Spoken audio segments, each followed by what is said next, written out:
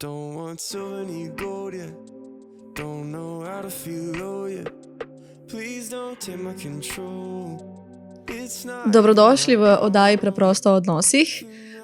Z nama je pa danes v gosteh Saša Poljak-Lukek, je zakonska in družinska terapevtka, predavateljica na Teološki fakulteti, raziskovalka in avtorica 2 knjig. In eno izmed teh, torej zadnjo, najbolj svežo bomo rekli, je danes tudi prinesla k nama na podcast in z Luko sva zelo vesela, da jo imava čast gostiti pri nama. Pozdravljena, Saša. Hvala za vabilo, živijo. Mogoče za začetek par besed o novi knjigi. Kdaj je izšla, kaj je v bistvu to jedro te knjige, koliko časa je knjiga nastajala? Ja, knjiga je res čisto sveža. Izšla je prejšnji teden pri Celjski Mohorjevi družbi. Nastajala je pa več let. V bistvu je knjiga plod mojega predavateljskega dela, predvsem pri predmetu Temeljni pojmi zakonske in družinske terapije, kjer sem jaz kar dolga leta raziskovala, kako predstaviti družinsko terapijo, kaj je res tisto bistvo enega terapevtskega procesa. In tekom vseh teh let se je nabral material za to knjigo, kjer je predstavljen v bistvu proces družinske terapije z vidika terapevta. Kaj je meni kot terapevtu tisto najpomembnejše v terapiji, kje so poudarki v terapiji. Namenjena je predvsem terapevtom, sem jo pa poskušala napisati zelo razumljivo, to bojo bralci presodili, koliko razumljiva resnično je. In opremila sem jo tudi s terapevtskimi primeri, se pravi iz malo pogleda v terapevtsko pisarno, kaj se tam dogaja, tako da jo lahko v roke primejo v bistvu vsak, ki ga zanima terapija, ki mogoče razmišlja o terapiji, pa za en tak prvi pogled, kaj se tam dogaja, katere teme se tam odpirajo. Tako da upam, da bo našla čim širše občinstvo in bralce. Super, tudi midva želiva čim večji razpon in da bo knjiga res dosegla svoj namen. Se pa mi zdi, da slišim, da bi lahko ta knjiga bila nekako kot razbijalec ledu, a ne? Torej za opogumljanje mogoče ljudi, ki razmišljajo o terapiji, tako kot si povedala, pa mogoče zbirajo pogum, kako narediti prvi korak in da mogoče je to neka vstopnica, ki razbije to tremo, kako zdaj na terapijo, kako vzpostaviti prvi stik, da dobijo res en vpogled, tako na kratko. Ja, jaz res upam, da bo imela knjiga tak učinek, da ne bo zastrašujoča. Vseeno je noter veliko nekih teoretičnih konceptov, na katerih terapija sloni. Ampak upam, da knjiga da tudi občutek tega bistva terapevtskega procesa, ki pa je terapevtski odnos. In kaj mora terapevt razumeti teoretično in predvsem razumeti samo sebi, da lahko pripravi ta prostor, v katerega potem človek pride, po razumevanje, po usmeritev, po neko podporo, po neko pogled, mogoče v kakšno vedenje oziroma karkoli, s čemer pridejo ljudje na terapijo. Tako da resnično upam, da je v vsej tej teoriji, ki je zbrana v tej knjigi, zasluti tudi to bistvo terapevtskega procesa. To je, da je terapija v bistvu nek prostor, kjer se človek sreča s človekom in poskušamo ustvariti nekaj novega. In hvala za to. In predvsem je dragoceno praktični primeri, ki ste jih omenili, da lahko ima nekdo zunanji, ki ne ve, kako izgleda terapija, da ima konkretno sliko, da vidi na primeru, kaj točno se tam dogaja. In pogosto, ko pridejo klienti k nam na terapijo, že rečejo, ja, nekaj se bomo s preteklostjo ukvarjali, in je neka problematika, ki je aktualna trenutno zdaj v njihovi sedanjosti in jih skrbi za njihovo prihodnost. Pa če bi se samo dotaknili točno, kaj pomeni, da bomo mi se zdaj spustili v to preteklost. Kaj je to za klienta, kaj mi tam iščemo, da čim bolj približamo tem gledalcem in poslušalcem te zadeve. V pogledu preteklost mora vedno služiti sedanjosti. Se pravi, če v sedanjosti lahko mi razumemo določena vedenja, ki jih imamo, naprimer nekdo me razjezi in jaz razumem, upravičeno me je razjezil in jaz sem upravičeno odreagirala na tak način. Potem rešujemo stvari v sedanjosti, poskušamo se pogovoriti, poskušamo razumeti, kaj se v sedanjih odnosih dogaja in kaj lahko v sedanjih odnosih spremenimo. Tako da vedno izhajamo iz sedanjosti, tudi v terapiji, ker ljudje imajo velikokrat strahove, da bojo mogli vse govoriti o preteklosti in če sami ne vidijo pomena tega, da govorijo o svoji preteklosti, potem tudi v terapiji bomo zelo neuspešni pri tem brskanju po preteklosti. Seveda pa, če bi mi lahko vse stvari rešili v sedanjosti, potem ne bi ponavljali vedno istih napak, ne bi ponavljali vedno istih vzorcev, ne bi nas vedno na isti način ljudje vznemirjali ali pa razveselili.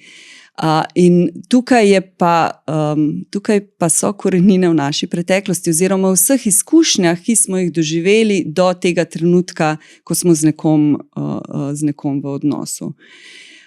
In tam pa v bistvu najbolj lahko razumemo sami sebe, če razumemo, od kje prihajamo.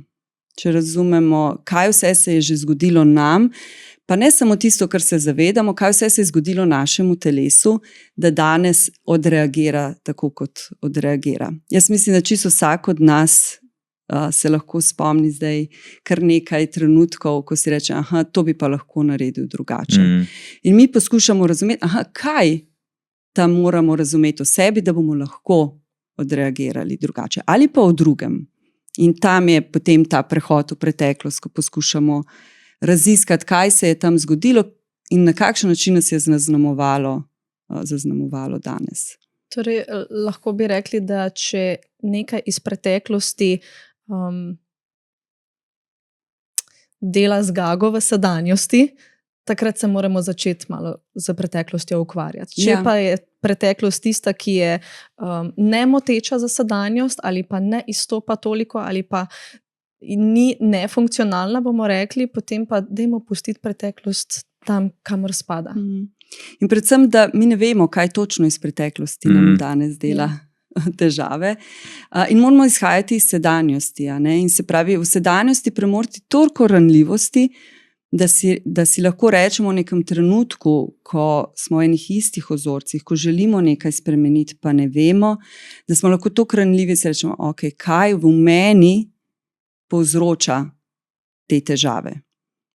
Katere vsebine, kateri občutki, katere izkušnje, kateri spomini v meni naredijo to, da so ljudje še vedno do mene nesramni, da so ljudje še vedno do mene nespoštljivi. Ne da sem jaz odgovorna za to, kako drugi ravnajo do mene, pa kaj v meni omogoča in daje tem ljudem še vedno prostor, da tako ravnajo z mano. Se mi zdi, da je že to zelo velika stvar lahko za nekatere kliente, ki pridejo, ta vpogled v to in v te ponavljajoče vzorce, iz katerih kar nekako ne morejo ven priti.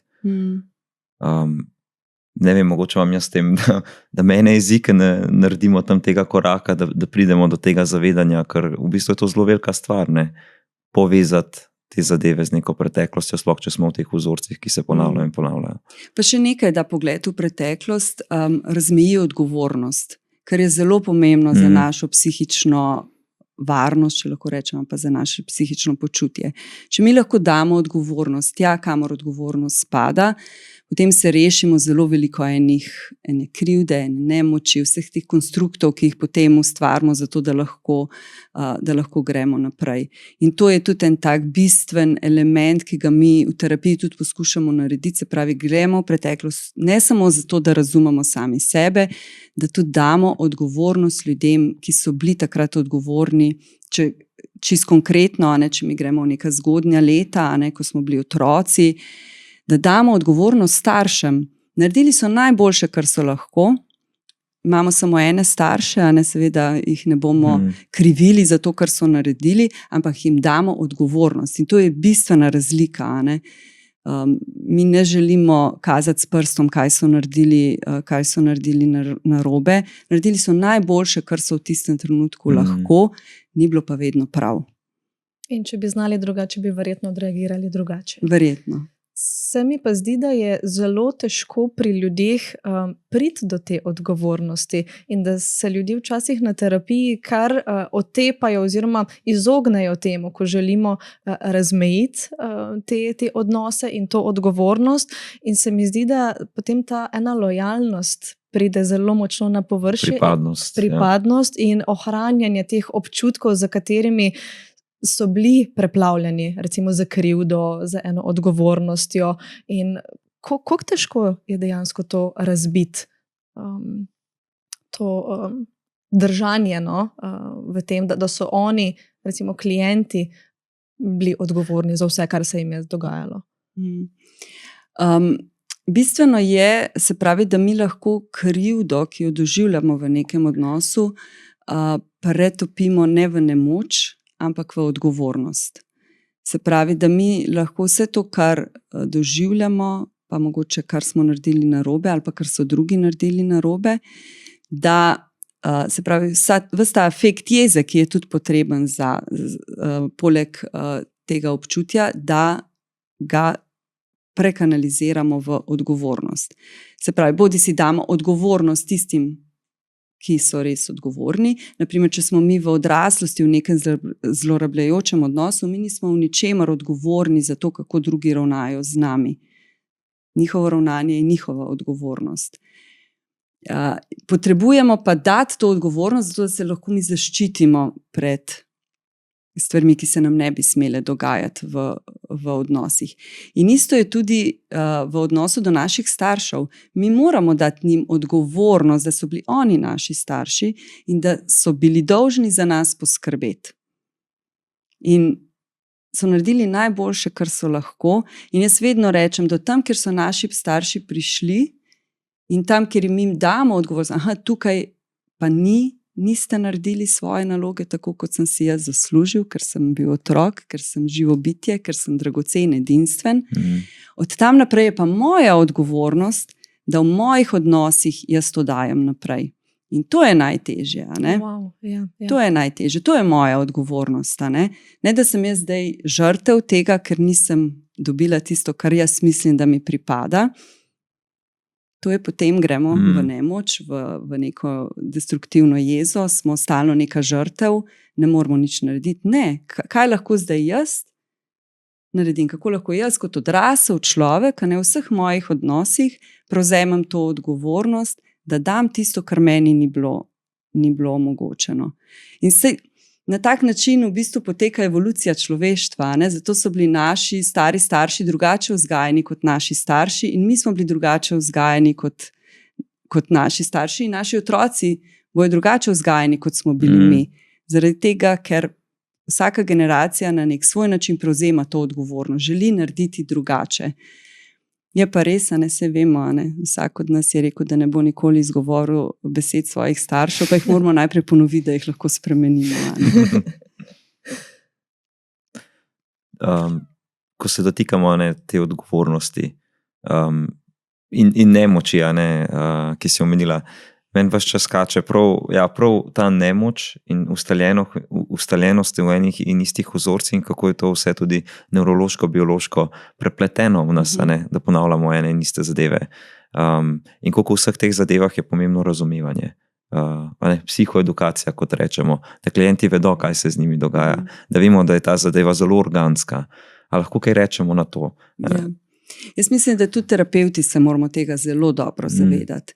Da je en velik del našega doživljanja v nas vpisan organsko. Prvič, ker se je vpisal v nekem obdobju, ko naša kognicija še ni bila do konca razvita in ker se vpisuje v vseh izkušnjah, ki jih imamo in se jih mogoče kognitivno se nam ne vtisnejo spomin, se pa vtisnejo v naše telo. In tudi vemo, pri travmah, bolj kot je travmatično, več je tega spomina, ki ga v bistvu kognitivno ne moremo priklicati, naše telo pa vedno znova to doživlja. Tako da meni se zdi to bistveno, da razumemo da razumemo to organskost neke izkušnje, da jo na nek način približamo tudi klientom, kolikor je to potrebno, predvsem pa, da se terapevti tega zavedamo. In ker ta organskost nastaja v odnosih, jo tudi zdravimo v odnosih. In tukaj se mi zdi, da spet smo pri tem terapevtskem prostoru, za katerega mora terapevt poskrbeti, da lahko v tem odnosu se zgodi neka nova izkušnja. Sej včasih jaz rečem, to njena izkušnja, ko se bo svet postavil na glavo, pa nobenih fanfar ne bomo slišali, ko se bo to zgodilo. Gre samo za eno bližino, ki je na nek drugačen način. Se pravi, jaz včasih rečem, pa se samo to, da imajo ljudje 1 uro na teden, kamor lahko pridejo in je mir, in gre vse malo bolj počasi, ali pa malo bolj hitro, odvisno kaj potrebujejo v tistem trenutku. Že to je nekaj zelo pomembnega. In da je tam ena oseba, ki se je pripravljena 1 uro res posvetiti njemu, njej, odnosu družini. Se mi zdi, že ta pozornost naredi ogromno. In prisotnost in tudi odprtost, da lahko mogoče v nekem, v narekovajih, kontroliranem okolju se dva zmorete pogovarjati o svojih težavah. Ker recimo jaz večkrat slišim od klientov, od parov, midva se doma ne pogovarjava o teh stvarih, ker ne veva, če bova speljala ta pogovor, če bova ostala na spoštljivi ravni, če bova lahko rekla, time out, midva več ne zmoreva. Ampak tukaj je pa teh 50 minut na srečanju, kjer nekdo kontrolira najino dogajanje in zmore ustaviti in preusmeriti. In čakajo potem cel teden za to, da pridejo na tisto srečanje, zato ker je to dovolj varno okolje, da se lahko dotaknemo teh tem, ker če se pa recimo teh tem dotaknejo doma, pa lahko eksplodira, se še bolj ranita, zavržeta, tako naprej. Ja. In še en zelo pomemben vidik je, naša psiha je zelo lena, če lahko tako rečem, in ne bo šla nekam, če ne bo tja malo porinjena. In seveda, ko smo mi doma, ko pijemo kavico, ko je vse v redu, ali pa si naredimo, da je vse v redu, čeprav ni. Tudi če bi hoteli, bi potrebovali zelo veliko ene energije, psihične energije, se vsi poznamo, kako je težko začeti en pogovor. In imaš že v glavi, kako ga boš začel in veš, takrat pa res moram, in potrebuješ res ogromno neke psihične motivacije, da zmoreš še tu nek ranljiv pogovor, se pravi, da zmoreš nekje v nekem pogovoru povedati, kaj te moti, kaj si čutil, kaj si doživljal, kaj bi rad. To so vse zelo občutljive teme za nas, zato ker zadaj sprožijo ta temeljni relacijski strah. Kaj pa, če ne bom razumljen? Kaj pa, če bo? In še več je v partnerskih odnosih, si naredimo še večjo krivico, da si mi naredimo že scenarij v glavi, kako bo pogovor potekal. In potem mi v nekem odnosu, ker že zelo dolgo časa ni bilo nobenega razumevanja, mi tudi, ko gremo do te osebe, ki nas že večkrat ni razumela, mi gremo že s predpostavko, da nas ne bo razumela.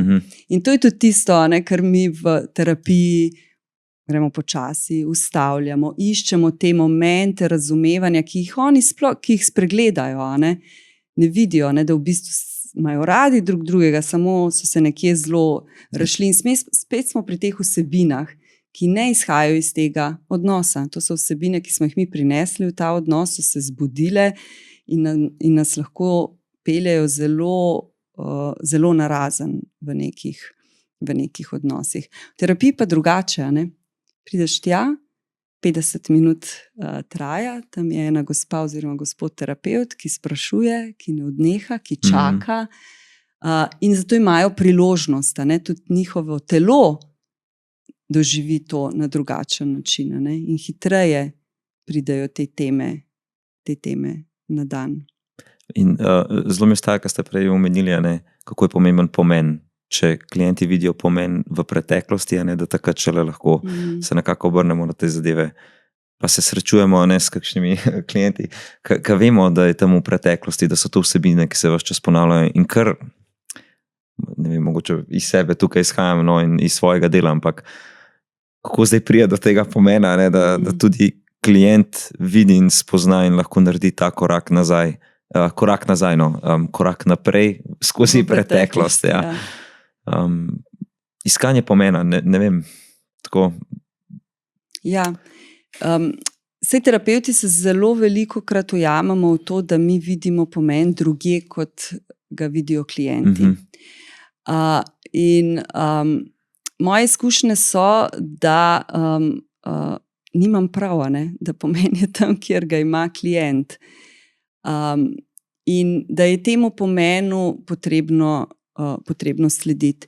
In naprimer, ko pridejo ljudje in reče, se nočem pogovarjati o preteklosti, ne vidim nobenega smisla v tem, je to nekaj, kar se mi zdi, da kot terapevt je prav, da spoštujemo. Ampak skozi proces in skozi nek odnos terapevtski, ki se oblikuje, bo prišlo do te vzajemnosti. Se pravi, če terapevt res v sebi čuti pomen teh preteklih izkušenj, se bo v tem vzajemnem odnosu to preselilo tudi na klienta. In bo klient slej ko prej, ne da bo sledil terapevtu, ne da bo rekel, no v redu, pa ki ste že toliko vztrajen, pa tokrat, pa dajmo zdaj pogledati, pa narišemo ta genogram, da boste pol, da to obkljukamo in gremo naprej, ker to nima smisla. Ampak da res klienti začutijo, to me pa zdaj zanima. To je pa nekaj, kar mene res zanima. In to je tam, kjer lahko iščemo pomen, da dobimo ta interes klientov ali pa dovolj ranljivosti. Se pride tudi v terapiji, ko so ljudje tako ranjeni in ranljivi, da v bistvu edini način, kako jih mi lahko potolažimo, je to, da damo pomen pa damo lahko, če razumemo, iz kje ta ranljivost prihaja. In tam je tudi ena taka lepa priložnost za terapevte, da uporabimo ta znanja in te prehode. Se mi zdi, da je potrebno z določenimi klienti biti zelo potrpežljiv. Počakati, in to se mi zdi, recimo to, kar bom pa iz sebe izhajala, da se pa včasih ujamem, pa bi lahko zdaj šli mogoče malo drugama. Mi želimo kar malo hitrejti. Tako, ampak super je takrat se zalotiti in reči, zakaj bi jaz šla tukaj stran?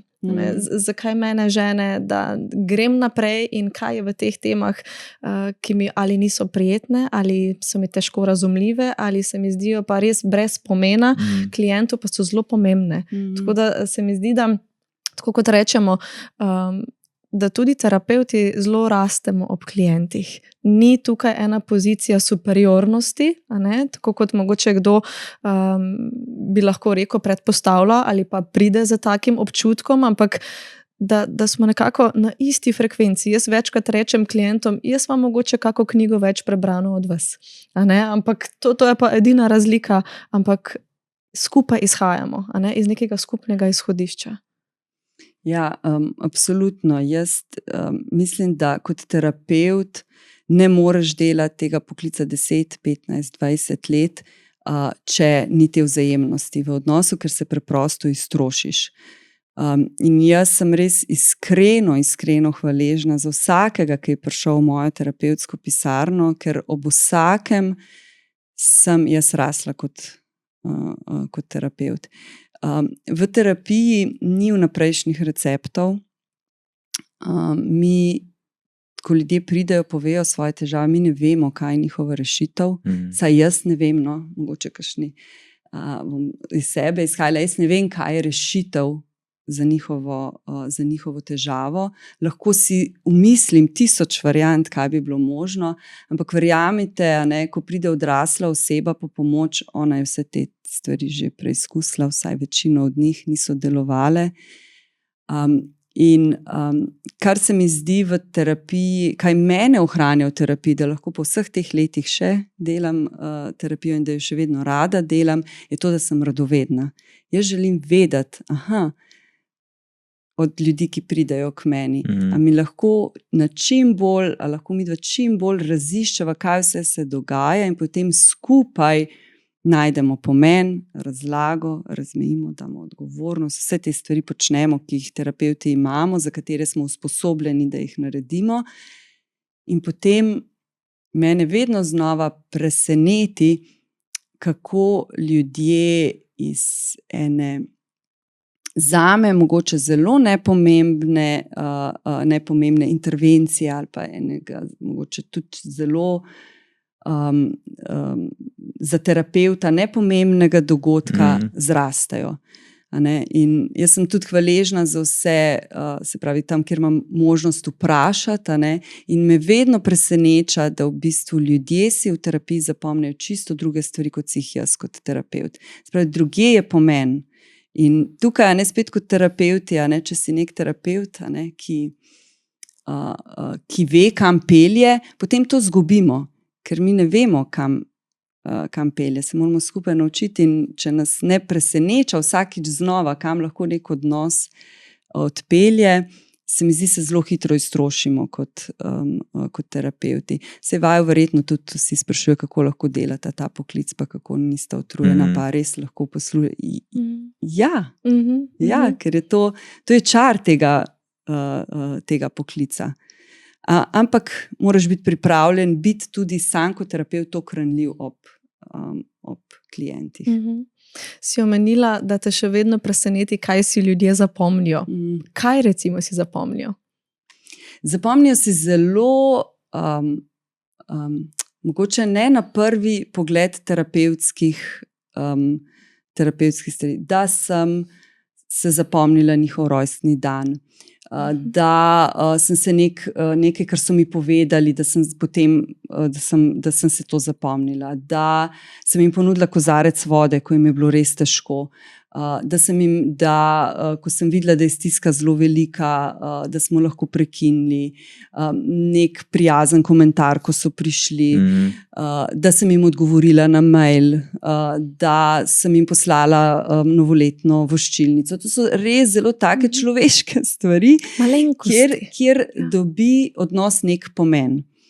Ker kaj ljudje rabimo? Ljudje rabimo, da smo zapomnjeni, da pustimo nek vtis, ker to je pripadnost. Zdaj, jaz ne govorim, da vsi klienti to rabijo. Nekaterim je to zelo odveč in tudi to je prav. In mogoče si ta klient, ki mu je pa to odveč, se pa zapomni to, da nisem bila vsiljiva. Da nisem šla v neke teme, ki niso bile primerne. Se pravi, in tukaj je spet potrebno malo intuicije, seveda nekaj znanja, in pa predvsem nekih izkušenj, da lahko res čim bolj se približaš tistemu, kar klient potrebuje. Zapomnijo si pa res zelo različne stvari. Pa neko vprašanje, ne vem, težko se spomnim, ampak tako, ki se mogoče meni zdi tako zelo terapevtsko nepomembno. Ki se ga sploh ne spomnite, da ste ga zastavili. In ga sploh ne vem, da sem rekla, ali pa ne. Sej verjetno vidi tudi, ko ljudje prihajajo nazaj, mislim, ko se tedensko srečujemo in da reče, joj, prejšnjič sem se pa zelo zapomnila to in to. In še zanimivo je, kako preinterpretirajo besede.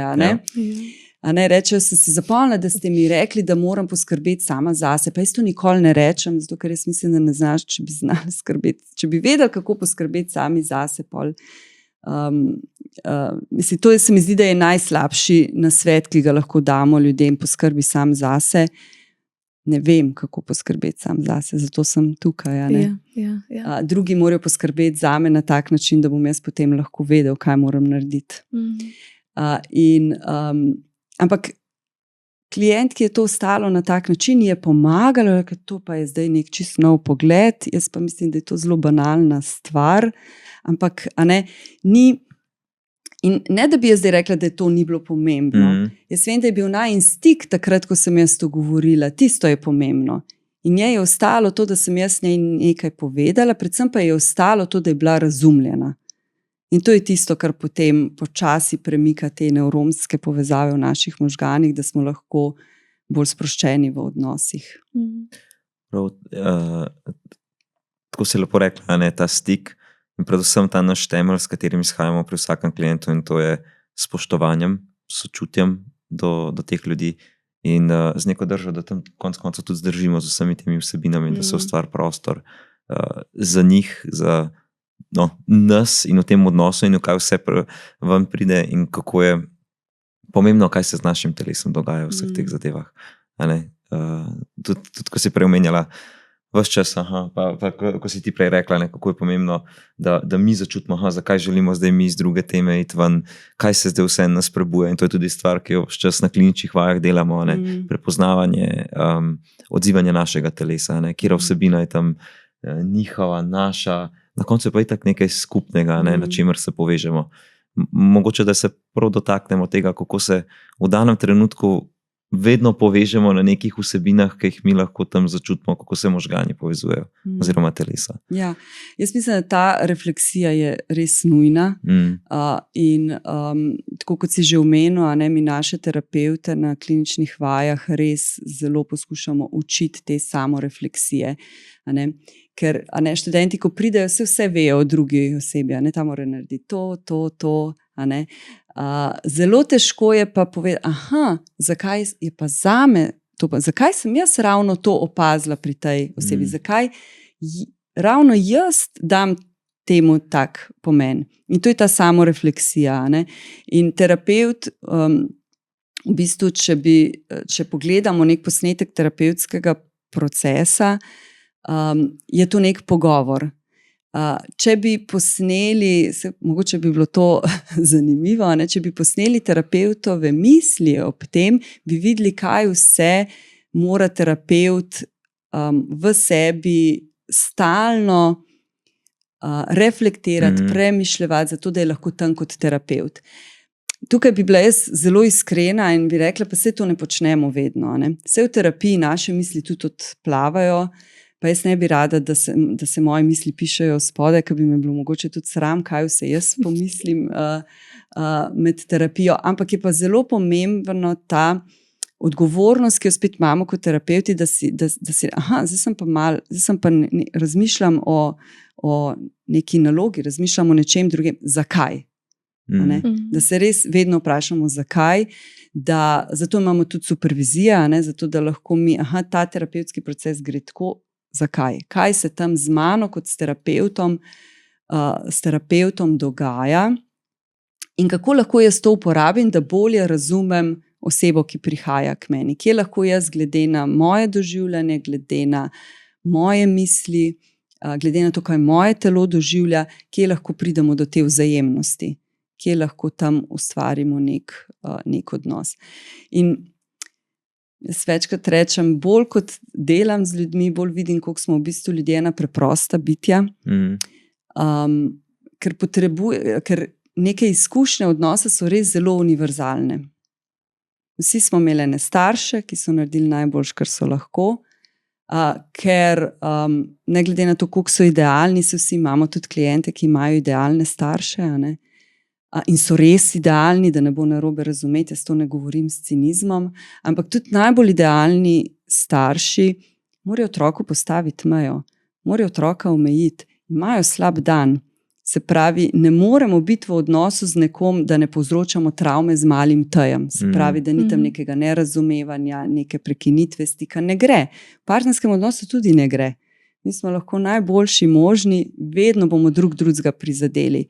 Seveda je pa ključno, kaj naredimo s tem. Se pravi, kako pridemo nazaj, ali mama takrat, ko ima slab dan, ali pa ko naredi nekaj, a pride nazaj, ali je ona tista, ki prva vzpostavi stik, ali mora otrok to narediti. Tle so pa potem tudi že travme z velikim T, ko morajo otroci skrbeti za odrasle na način, ki ga ne zmorejo. Ampak če sem nazaj na terapevtski proces, je tam isto. Terapevti smo tudi samo ljudje, poskušamo sicer zaradi odgovornosti pa etičnosti poklica, ki ga opravljamo, zelo dobro skrbeti zase. Jaz mislim, da je to odgovornost vsakega terapevta, da se zaveda pomena duševnega zdravja in da skrbi za svoje duševno zdravje in zdravje nasploh. Ampak tudi mi bi lahko naredili še kaj drugače pa boljš. Pa si damo vedno znova, da bomo, zdaj bomo še tak postni čas, zdaj bomo pa res nekaj spremenili. pa verjetno vsaj ob enih 3 stvarih, ki sem jih jaz si zadala, ne bom čisto vseh 3. Zmanjšal vse projekte. Ja, ne bom čisto vseh uspela narediti. Ja, in potem smo spet v službi, ko smo mi tisti, ki mogoče rečemo klientom oziroma usmerjamo v to, kako naj oni mogoče znižajo stres pri sebi, kako naj se malo bolj organizirajo. V resnici pa ne. Sami sebi govorimo. Sami sebi govorimo te stvari. Ja, jaz velikokrat zalotim sama sebe, ko govorim, že pa to je vse to, kar moraš ti slišati. Ja. In potem lahko, da je ta oseba res zelo valentna z mano in da se tam zelo povežemo, je pa tudi zelo velikrat se v terapiji zalotimo ali pa kot starši, da v bistvu govorimo sami sebi. In tle je spet ta refleksija, ki je nujno potrebna. Mi terapeuti se moramo pogledati od zgoraj in reči, ok, zakaj na tak način, kako je to odzvenelo, kaj je to pomenilo. Ker včasih delamo tudi več zase kot za druge. In s tem ni nič narobe, se tudi za sebe moramo poskrbeti. Če pa govorimo o duševnem zdravju, je pa zelo težko od ljudi nekako pričakovati, da bojo naredile neke ključne spremembe v življenju, če jih mi sami nismo pripravljeni narediti, tudi tistih najtežjih.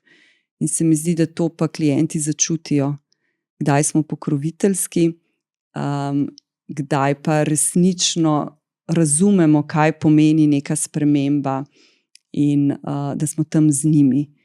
Tam je pa potrebna potrpežljivost, tako kot si rekla, veliko ene potrpežljivosti, da ljudje res dobijo dovolj te moči, da ta korak naredijo. In se mi zdi pomembno tudi, ko jim ne uspe narediti nekega koraka, ker včasih pridejo klienti in rečejo, sem poskušala, sem razmišljala o teh stvareh, pa mi ni uspelo. In se mi zdi zelo pomemben odziv terapeuta, ok, dajmo vztrajati, danes ni uspelo, mogoče bo čez 2 dni uspelo, spet predvsem ena drža. Predvsem pa, da se terapeut vpraša, kaj lahko jaz še v tem odnosu tebi ponudim, da ti bo to uspelo. Ker to je čisto drugačno, kot tisti očitujoč starš, ki reče, ne, moraš to narediti, jaz to od tebe pričakujem. Kot pa ta pozicija, ko se rečeš, v redu, ni ti uspelo, kje je zdaj tle moj del odgovornosti? Kaj lahko jaz še zdaj tukaj, kaj lahko mi da še v tem odnosu narediva, da ti bo to uspelo? Odgovornost, in tudi v predgovoru si zelo lepo pisala o odgovornosti, ki jih imamo do klientov in predvsem tega, kakšno odgovornost imajo oni do sebe. In ta neka razmejitev, kako to narediti in da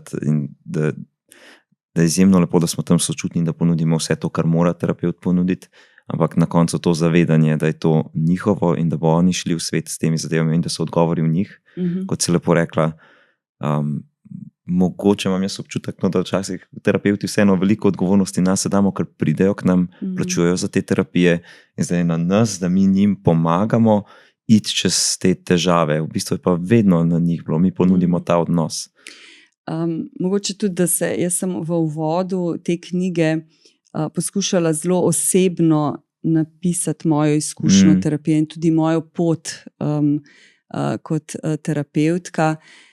In se mi zdi, da ena glavna stvar, ki jo moramo kot terapeuti narediti, da odrastemo znotraj svojega poklica, je to, da se zavedamo te odgovornosti in da mi, seveda smo šli vsi v ta poklic z nekim namenom, razrešiti ene stvari, popraviti ene stvari, razumeti ene stvari, ampak se mi zdi, da je del razvoja in če lahko rečem nekega odraščanja znotraj terapevtskega poklica ravno v teh, da je nekatere stvari potrebno sprejeti, ne spreminjati, da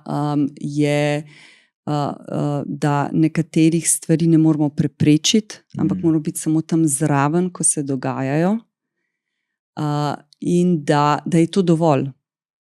Da je to dovolj. Seveda, ko ljudje prihajajo s svojimi zgodbami,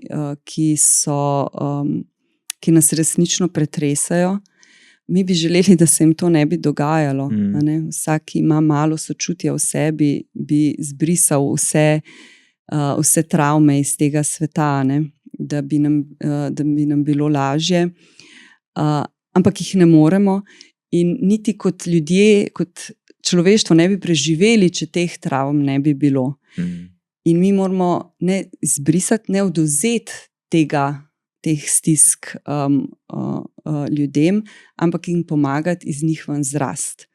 Zato pa moramo spet biti tam z njimi dovolj dolgo in iskati, kot smo rekli, kaj je še potrebno, da lahko iz teh stisk, travm, česarkoli že pač nosimo v sebi, v svojem življenju, da iz njih ven zrastamo.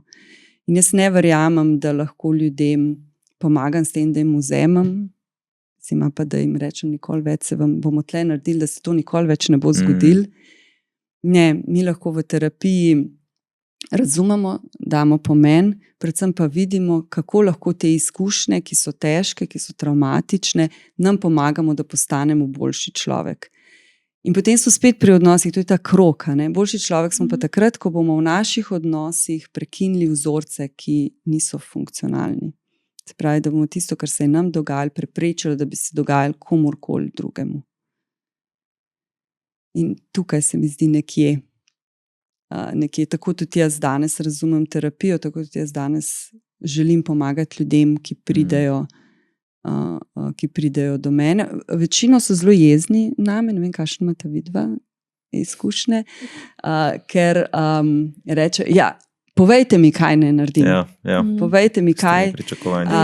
In mogoče ne tudi s toliko jeze, ampak tudi z ene žalosti, z enega obupa, lahko mi prosim že nekdo pomaga, pove, da bo tega konec. Jaz bi to najraje na svetu naredila, pa ne morem. Niti nimam take moči v življenju teh ljudi, da bi lahko jaz z eno besedo popravila neke hude, traumatične stvari, ki so jih ljudje doživljali v nekih svojih najbolj ranljivih odnosih, ker takrat se izkušnje opisujejo na drugačen način. Ja, moje naslednje vprašanje je ravno bilo pričakovanja klientov. In jaz včasih rečem, če bi imela jaz čarobno palčko za fotelom, bi zelo mahala z njo. In da bi vse lahko zbrisala, vse slabo, ampak tako kot si rekla, kar pridejo za konkretno zadevo, povejte mi korake, kako naj naredim to. In res prav je čuti tisti obup, ko dejansko ne vejo več, kaj narediti, ko so že vse poskusili in enostavno ni tega rezultata, ne pride. Pa še hodijo na terapijo in plačujejo in se kar vrtijo v enem in istem krogu. Ja, bi pa zelo rada poudarila tudi to, da ko so ljudje v stiski in ko imamo krizne intervencije, seveda moramo biti zelo jasni, kaj morajo ljudje narediti. Če imajo ljudje simptome depresije, tesnobe, vemo, kaj morajo narediti. Morajo iti se zdraviti, to je bolezen in jo je potrebno zdraviti. Tako da ne bi rada, da čisto izveni tako, da dajmo tle sedeti pa počakati, pa bo minilo. Nekatere stvari je treba rešiti in tudi tukaj je tudi v naših izobraževanjih je ogromno poudarka na tem, da prepoznamo te krizne situacije. Mi nismo diagnostiki, moramo prepoznati, da vemo, katera oseba potrebuje diagnostiko. In tam je absolutno treba narediti čisto na začetku to osnovno, da je za osebo varno. Isto je pri nasilju, isto je pri odvisnostih. Se pravi, tam moramo kar vihteti s to čarobno palčko in postaviti strukturo. Seveda to mi v relacijski družinski terapiji poskušamo narediti sočutno, poskušamo narediti prek nekega odnosa, se pravi, da ljudje začutijo to kot pomoč in ne kot prisilo. In je včasih to zelo težko, potrebujemo mogoče malo več časa, ampak vseeno je to zelo pomembno. Ampak, to je samo prvi korak pri razreševanju, ker to so simptomi, ki so nastali zaradi nekih globih psihičnih vsebin. Ponavadi izhaja z neke travme. Mali ta, veliki ta, kakorkoli že.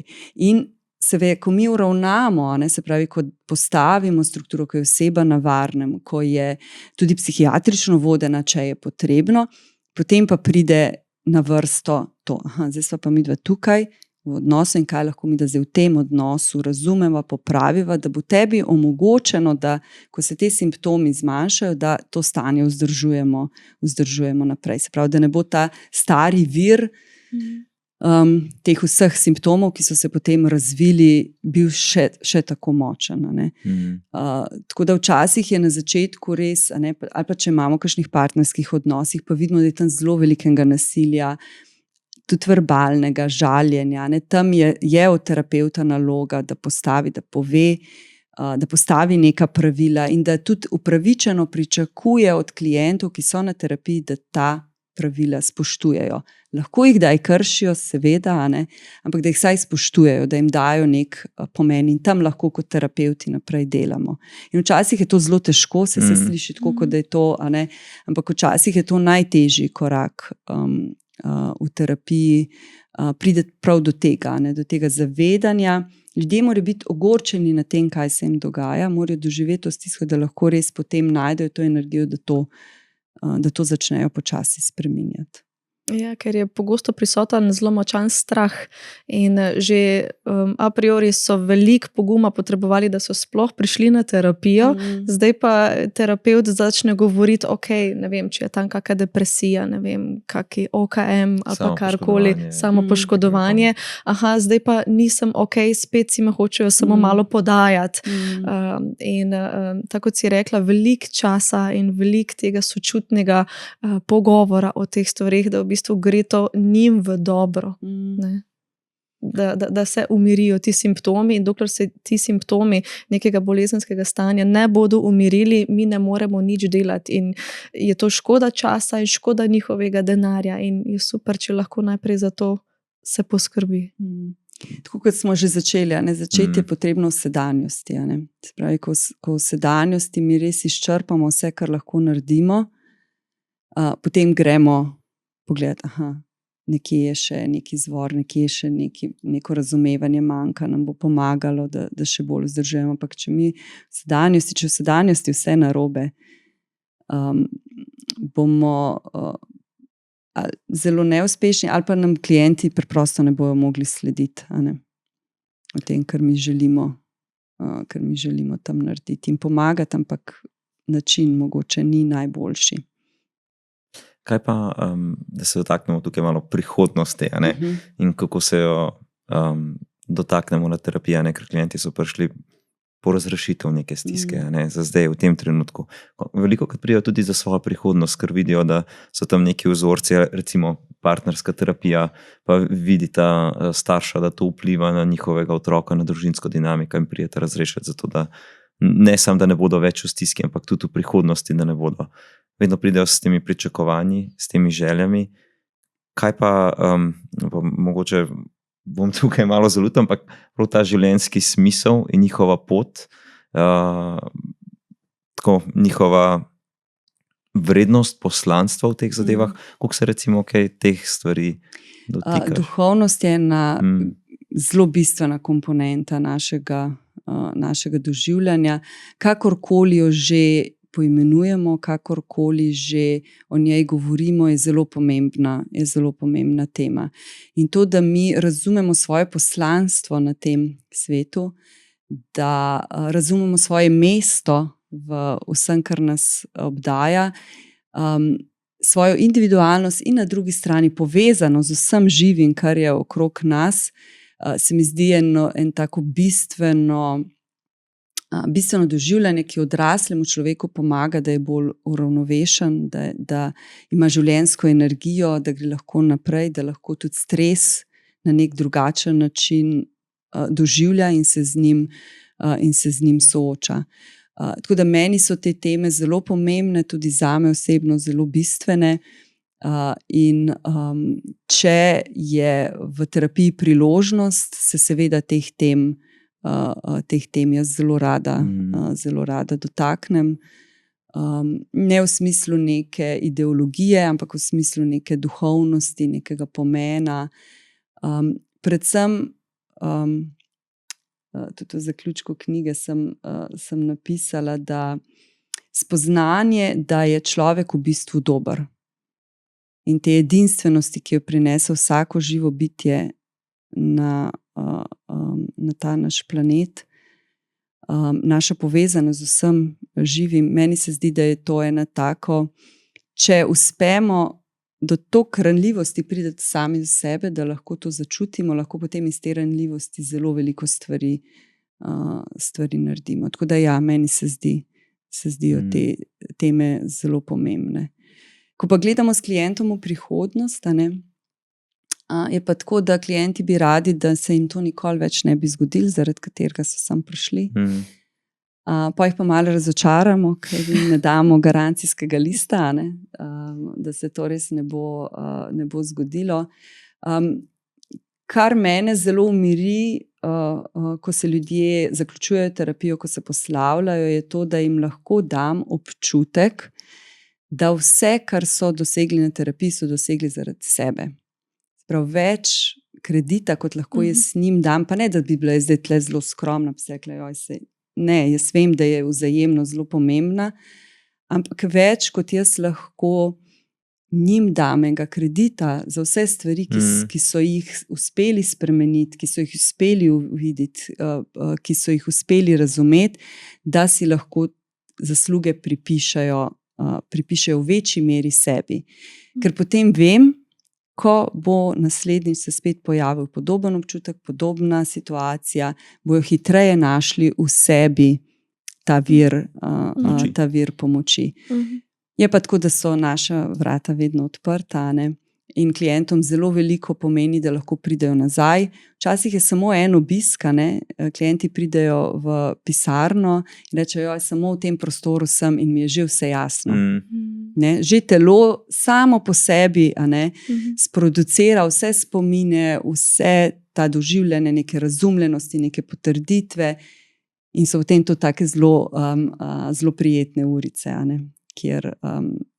kjer samo ta odločitev, da so spet prišli nazaj, vse stvari spet postavi na svoje mesto, ne da jim reši, ampak nekako imajo občutek, da bojo zmogli. In to želimo. Ker terapevtski poklic je najbolj neekonomičen, mi našim klientom poskušamo dopovedati, da naše storitve ne potrebujejo. Ampak jaz res želim, zato tudi imamo terapevtske procese zamejene, da je res nek začetek, konec, da damo čim več te moči klientom, se pravi osebam, ki prihajajo, ker zmorejo. Včasih potrebujemo malo pomoči, ampak načeloma zmoremo kot odrasle osebe. Dobro. Še imaš, Luka, ti kakšno vprašanje? Še cel kup. Lepo se je spuščati vse te teme in sva res oba zelo hvaležna, da si prišla podeliti in predstaviti svojo knjigo in ta poglavja in vse te tematike in da smo se lahko tudi dotaknili prav konkretnega dela, terapevtskega dela. Jaz verjamem, da bo to zelo dragoceno za naše poslušalce in za tiste, ki mogoče se spogledujejo z obiskom terapije, da približno malo smo lahko orisali, kako te stvari potekajo in da ni terapija en bav, je pa potrebno včasih kar veliko poguma in jaz rečem, da terapija je za pogumne ljudi, za tiste, ki želijo eno spremembo, pa ki želijo pogledati vase. In koliko že ogromno naredijo s tem, ki sploh pridejo skozi naša vrata. In pogosto si preberejo te zadeve in poslušajo in upam, da bo tudi ta posnetek prav prišel poslušalcem in gledalcem za odločitev za to ali pa če ne drugega, da jim samo pomaga v njihovem življenju. Tako. Super. Hvala tudi vama za priložnost, da smo lahko govorili o teh temah. Hvala. To bi bilo za danes iz naše epizode vse. Vabljeni v naš podcast oziroma k naslednji oddaji. Pa če ste bili zadovoljni s posnetkom, všečkajte, komentirajte, subscribate. Iskal se slovensko beseda za subscribate. Tako, pomagate dejansko kreirati nove teme, nove ideje, ker tukaj mi dva pripravljava vsebina za vas, tako da dajte izkoristiti priložnosti. Don't know how to feel low yet. Please don't take my control. It's not even my own. For now, I'm thinking of